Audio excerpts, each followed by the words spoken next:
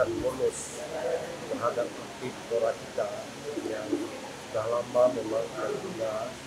Kali ini alhamdulillah dapat kita bagikan. Mudah-mudahan semua aktif yang berprestasi pada Pora JTB tahun 2023 kemarin ini bermanfaat. Alhamdulillah kita mendapat peringkat kedua dari 23 kabupaten kota, yaitu terdiri dari 103 emas, 70 perunggu dan 73 perak, 70 perunggu. Pada pemerintah Kota Banda Aceh dan terkhususnya kepada Pak PJ Wali Kota, yaitu bonus yang disiapkan untuk Kota Banda Aceh, yaitu 2,5 miliar.